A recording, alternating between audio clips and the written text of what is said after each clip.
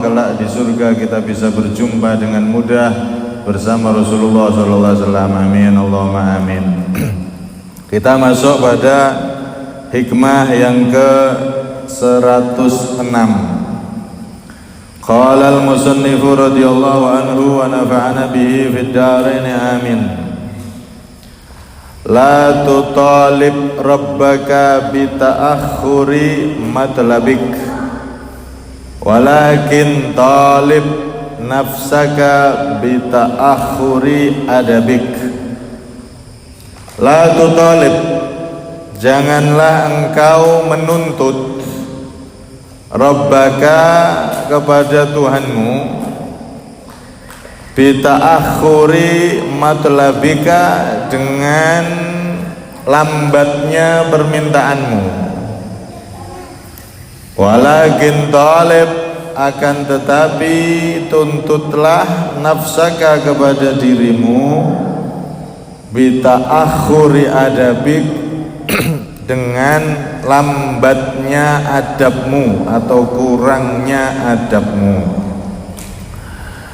Di sini beliau Imam Ibnu Athaillah Sakandari radhiyallahu anhu wa ardhah wa nafa'ana bih memberikan nasihat, jangan kita itu nuntut doa itu cepat dikabulkan sedangkan kita masih banyak kekurangan dalam berdoa, adab kita masih kurang dan seterusnya.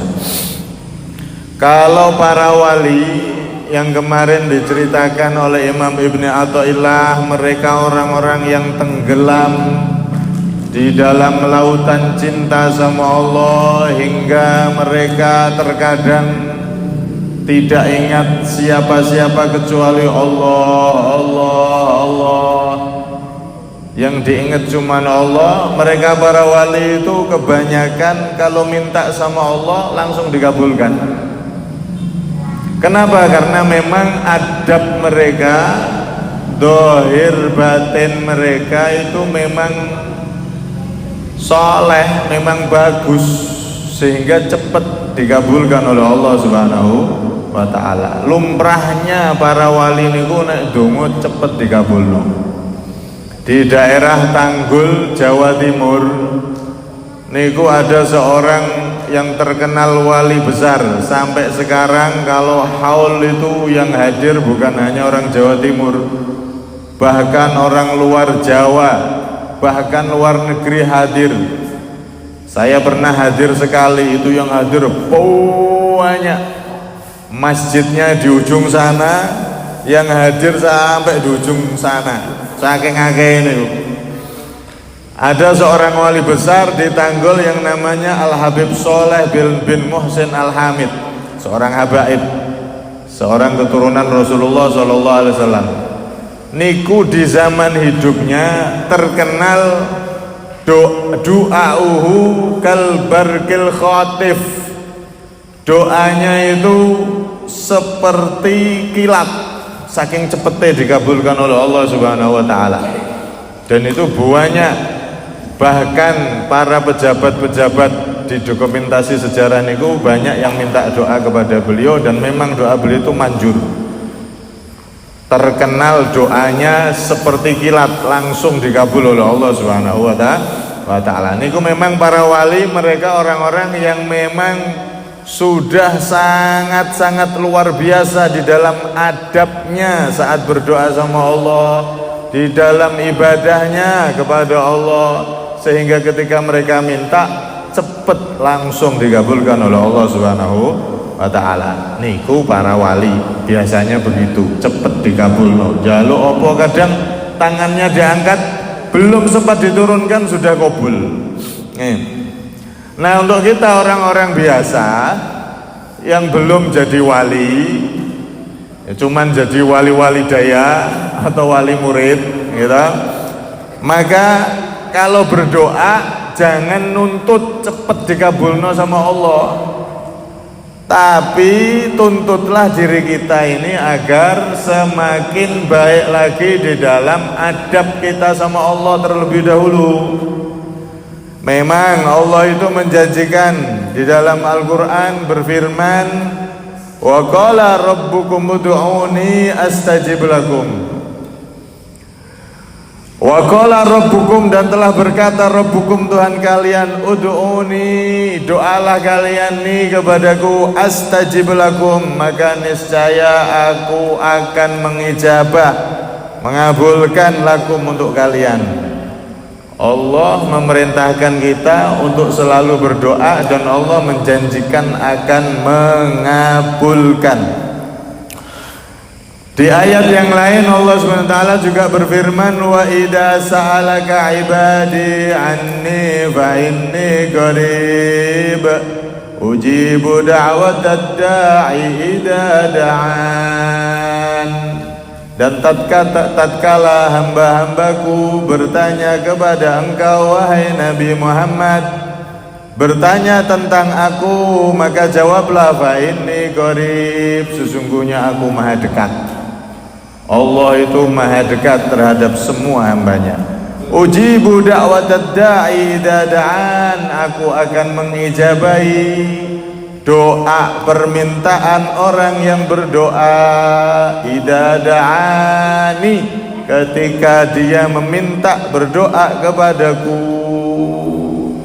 Jadi Allah itu memang menjanjikan nek donga mesti dikabulno. Nek donga mesti dikabulno.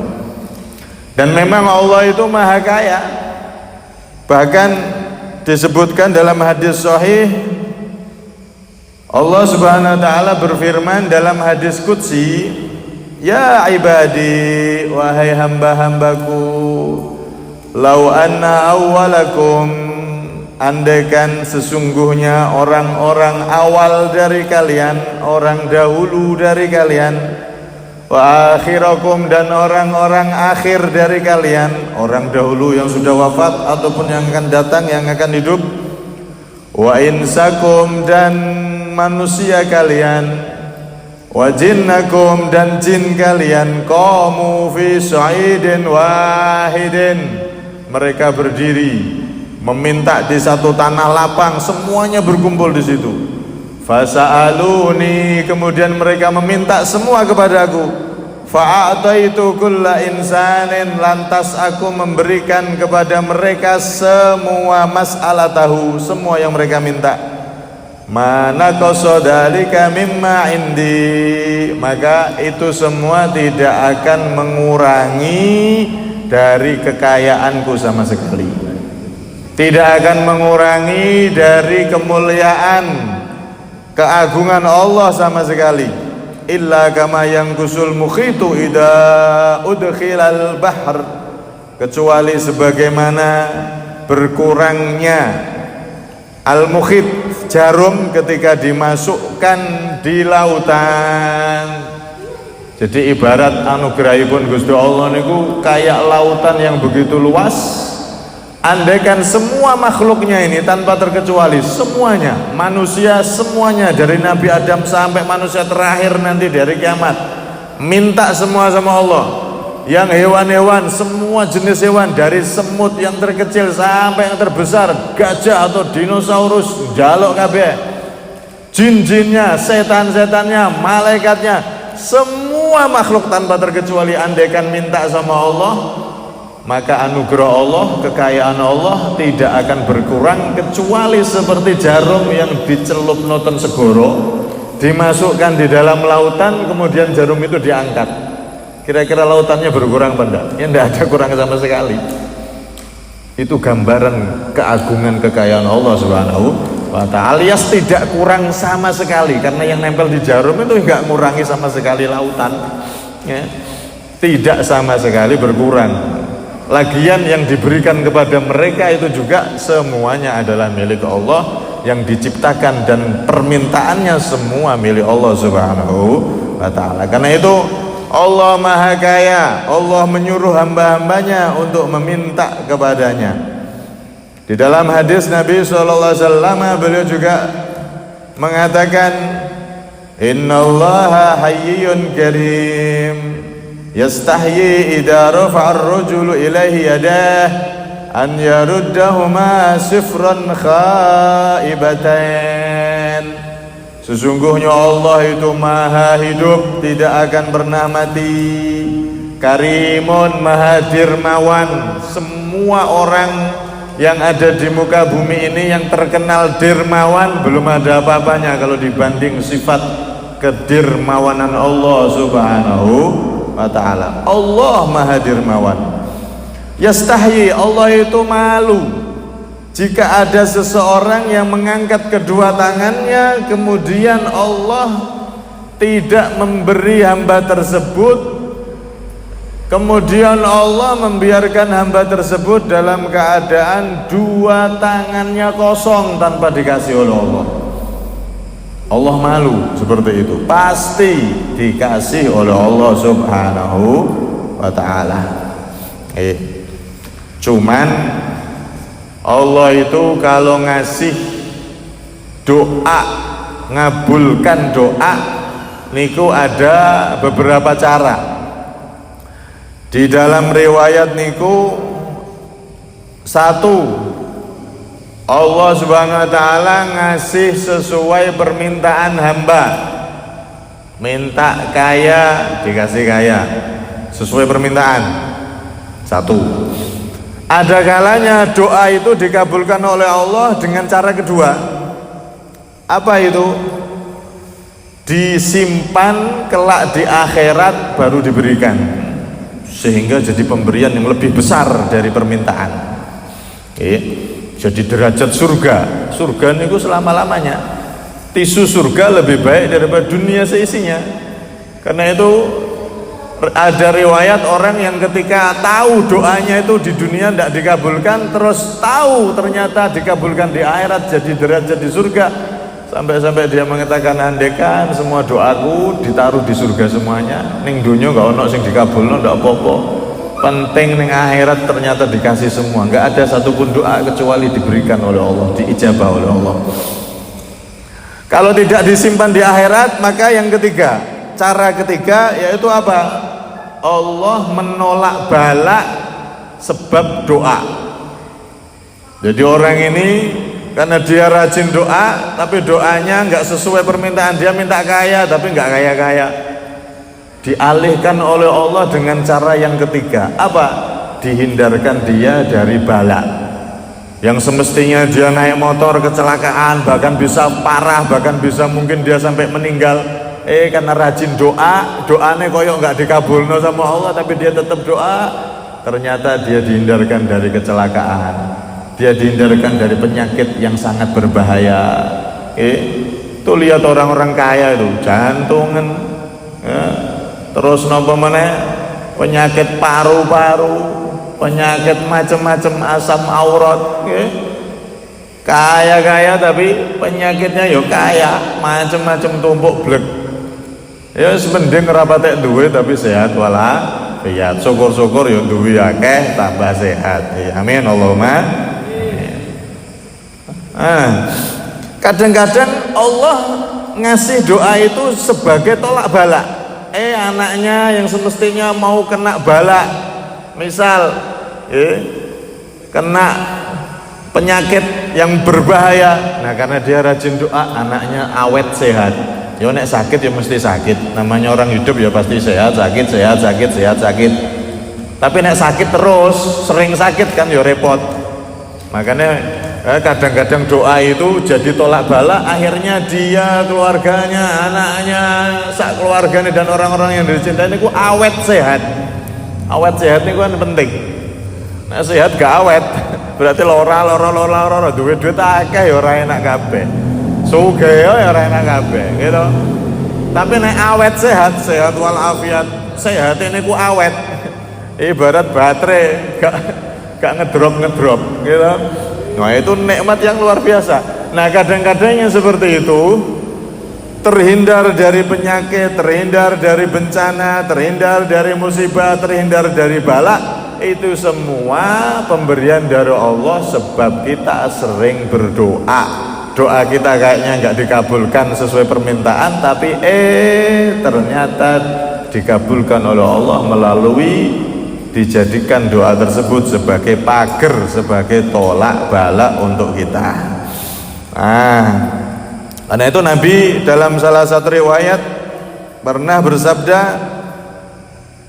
la yughni hadar min qadar, tidak bermanfaat kewaspadaan dari takdir yang ditentukan oleh Allah. Artinya segala sesuatu itu hakikatnya berjalan sesuai takdirnya Allah. Kita itu mau waspada kayak apa, nek wis takdire kepleset ya kepleset, takdire tiba ya tiba. Ndak ada sesuatu yang bermanfaat alias bisa nolak takdirnya Allah. Walaupun waspada luar biasa, zaman corona nih kok waspada biar ndak kena corona korini. Nah, ya tetap kena gitu. Sing waspada sampai luar biasa ya tetap kena, memang takdirnya kena. Tidak bermanfaat kewaspadaan dari takdir yang sudah ditentukan oleh Allah. Wad du'a'u yanfa' mimma nazal wa mimma lam yanzil. Akan tetapi doa itu bermanfaat untuk menghilangkan segala kesulitan yang sudah terjadi atau kesulitan yang akan terjadi, penyakit yang sudah terjadi atau penyakit yang akan terjadi, bala yang sedang terjadi atau yang akan terjadi. Alias doa itu bisa menjadikan kita selamat dari mara bahaya. Wa innal bala'a la yanzilu fayatalaqahu ad-du'a'u fayata'ajjalani ila yaumil qiyamah fayatalijani ila yaumil qiyamah. Dan sesungguhnya doa itu bala itu turun, sungguh-sungguh turun, kemudian dihalangi oleh doa sehingga bala itu tidak turun, tidak menimpa orang tersebut sampai hari kiamat. Jadi doa itu walaupun kadang kita secara dohir kok gak kobul-kobul sih dongaku, wes toh dikabulno sama Allah. Kadang-kadang dipakai tolak bala yang semestinya kita kena bala tersebut, kena penyakit tersebut, kena musibah tersebut, tapi ditolak, ditampani oleh doa kita, ditangkis oleh doa kita sampai hari kiamat kita nggak kena penyakit itu, nggak kena bala itu, nggak kena musibah itu. Niki pentingnya kita berdoa. Bahkan sampai Nabi secara jelas menyebutkan la yaruddul qada'a illa du'a'u, tidak bisa menolak ketentuan Allah kecuali doa. Nah, Allah nakdir sakit, nakdir kepleset, nakdir jatuh, nakdir kena musibah, kena. Tidak ada yang bisa nolak kecuali doa. Nek doa, nah itu bisa nolak bala itu tadi. Wala yazidu fil umri illal bir, dan tidak ada yang nambahi umur, keberkahan umur kecuali berbuat baik. Wong niku nek ahli taat, ahli ibadah, ahli ngaji seperti ini, wis ahli nglakoni apik, ahli zikir, ahli baca Quran, jamaah dan seterusnya, itu bisa nambah panjang umur. Panjang umur secara asli memang umurnya panjang, atau ditambah panjang keberkahane. Umure ya biasa-biasa, tapi ning akhirat catatan pahalane luar biasa. Bisa dua itu, bisa panjang asli, panjang umure, dia ahli taat, ahli ibadah, ahli berbuat baik, panjang umur. Atau umurnya biasa 60, 70 tahun, biasa, nggak panjang-panjang amat. Tapi pahala yang dia dapat, keberkahannya, catatan ini akhirat itu luar biasa, panjang, kayak orang yang 1000 tahun ibadah, 2000 tahun ibadah, luar biasa, karena berkah dia berbuat baik. Nah, di sini doa itu bisa menolak qada, ketentuan dari Allah Subhanahu wa taala. Cuman nah ini yang terakhir, intisarinya nih, doa niku agar dikabulkan oleh Allah, satu, makannya harus yang halal. berusaha nggak masuk ke tubuh kita kecuali sesuatu yang benar-benar halal. Kalau sudah halal, nah ini memenuhi syarat akan dikabulkan doanya. Sebagaimana Nabi menyebutkan ada orang itu rambutnya acak-acakan, as'ath akbar, pakaiannya lusuh kena debu. Kalau di hadis yang lain kan madfu'in alal bab law aqsama 'ala Allah la abarra. Ada orang itu dianggap kayak orang nggak punya nilai gitu, kayak wong wis gak duwe derajat, gak duwe pangkat, nggak punya kedudukan, nggak punya nama, wis bukan orang terhormat, dianggap wong biasa. Kalau bertamu ditolak-tolak, diusir-usir saking lusuh dan kotornya dia. Tapi nek ngangkat tangan, law aqsama 'ala Allah, minta sama Allah langsung turun. Yang diminta langsung dikabulkan. Ternyata wali. Ada wali itu kadang-kadang penampilannya kita lihat tuh nggak seneng lihat penampilannya, padahal wali, orang yang dicintai oleh Allah. Itu di hadis yang lain. Tapi di hadis ini ada orang yang seperti itu, lusuh penampilannya, lusuh, gak dia dongo sama Allah, ya Allah, ya Allah, tangannya diangkat tinggi, dikira wali sing model kayak mau, diangkat tinggi sampai kelek ketok. Saking tenanane donga. Lah kok gak kabul-kabul? Beda sama yang tadi. Yang tadi ternyata wali, penampilan lusuh, tapi wali ini penampilannya sama lusuh. Dikira wali jebol ora. Donga, wah ya Allah, ya Allah, ya Allah, ya Rabb, ya Rabb, ya Rabb. Tapi ternyata enggak dikabulkan sama Allah. Kenapa? Karena mat'amuhu haram. Makanannya haram, masyrabuhu haram, minumannya dari yang haram. Wa ghudhiya bil haram, dia diberi asupan nutrisi makanan juga dari yang haram. Fa anna yustajabu dzalik, fa anna yustajabu lidzalik. Oh, dalam riwayat fa anna yustajabulah, bagaimana mungkin dikabulkan sama Allah? Yang seluruh tubuhnya, pakaiannya, seluruh tubuh yang ada di tubuhnya semuanya dari yang haram. Karena itu tidak ingin dikabulkan doanya oleh Allah, bisa dikabulkan sesuai permintaan, bisa dikabulkan dibuat derajat di surga, bisa dikabulkan sebagai tolak bala, satu antara tiga ini.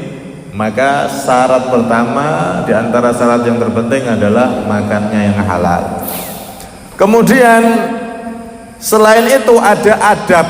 Adab itu sesuatu yang harus kita letakkan di hati kita. Berupa apa itu? Syekh Al-Buti beliau pernah mengatakan begini, wa minal adabi ma'allahi alla tasta'jila fi istijabatihi lak, bal minal adabi ma'allah wa anta abduh an yakuna du'aika i'lanan an ubudiyatika lah waftiqaruka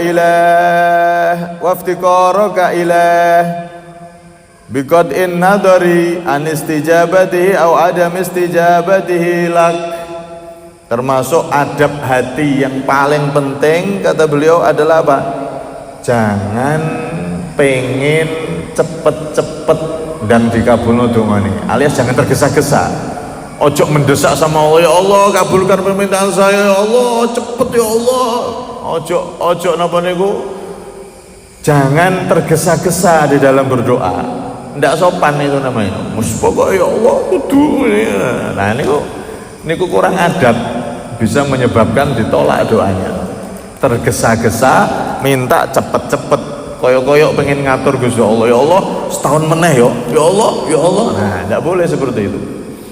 Nah, jangan tergesa-gesa. Kemudian jadikan doa kita itu kalau bisa nggak ada dorongan nafsu di hati kita. Doa kita benar-benar karena ibadah sama Allah, menunjukkan kita ini sangat membutuhkan rahmat Allah, sangat membutuhkan anugerah Allah. Sebagai bukti kita itu sangat membutuhkan rahmat Allah, anugerah Allah, ya kita berdoa. Lah asline kula panjenengan niku tanpa doa Allah tahu. Oh iki kurangan rezeki, kanker, kantong kering. Lho Allah ngerti. Ora usah minta ya Allah wis ngerti. Oh ini sakit, pengen sembuh, Gusti Allah ngerti. Oh ini pengen punya jodoh, soalnya terus ditolak-tolak ping 10 pengen di Gusti Allah wis ngerti sing wis duwe jodoh pusing meneh pengen duwe anak gitu Gusti Allah tahu semua yang diinginkan hamba-hambanya ra usah ngomong ra usah ndonga Gusti Allah ngerti kabeh. Dan terus Allah kok menyuruh kita berdoa. Nah, doa kita itu adalah satu ngikuti perintah Allah. Ibadah donga niku.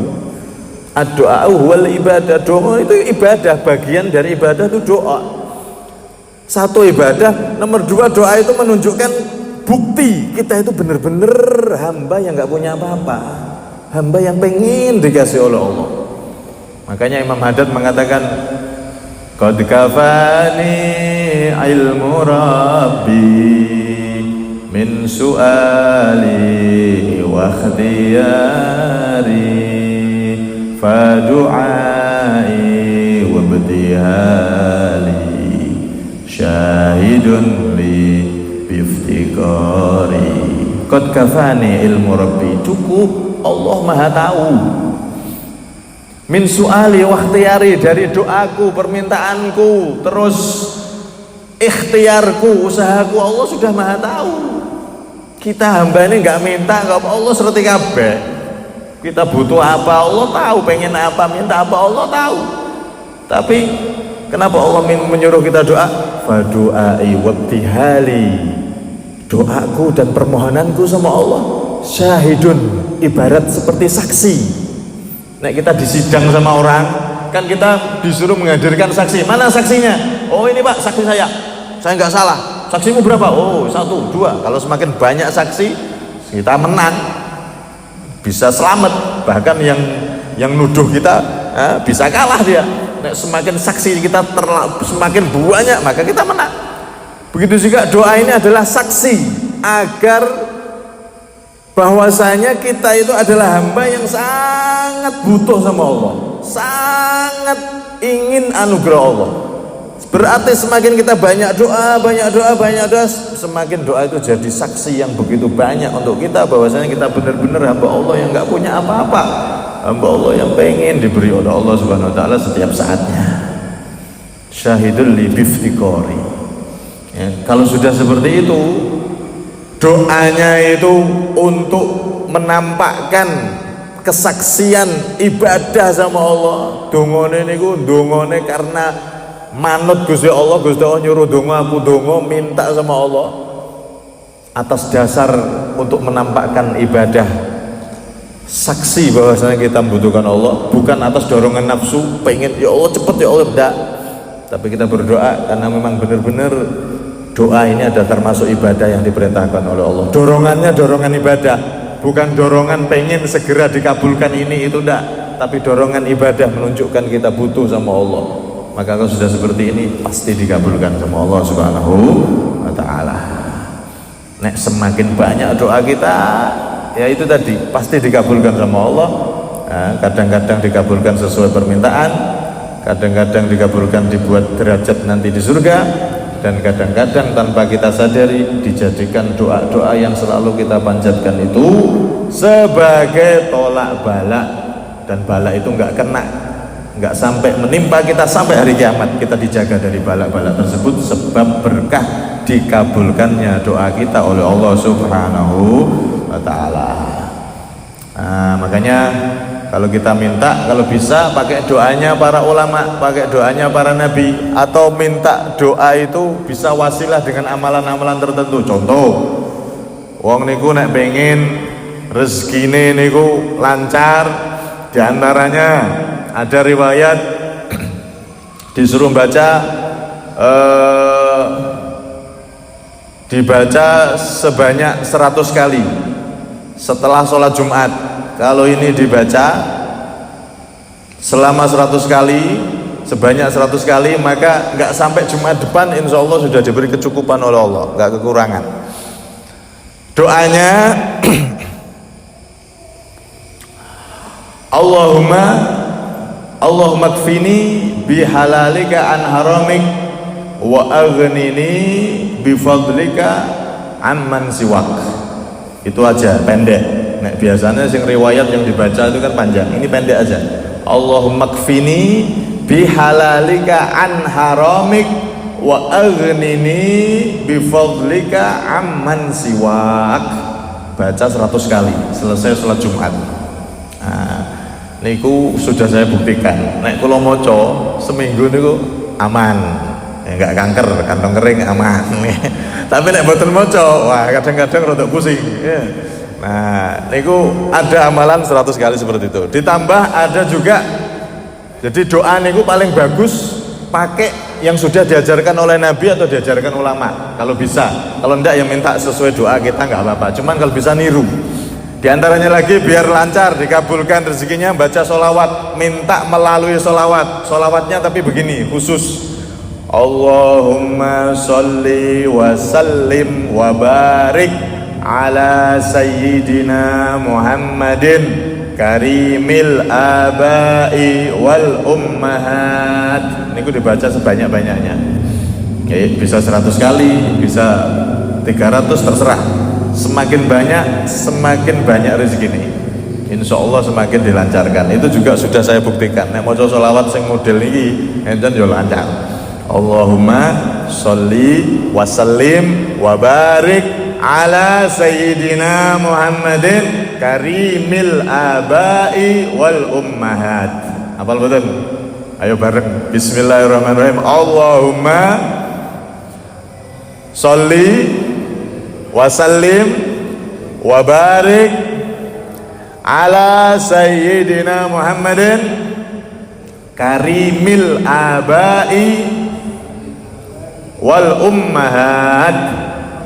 Nah, insya Allah rezekinya lancar, mugi-mugi utangnya lunas, iso neng Mekah Madinah, amin Allahumma.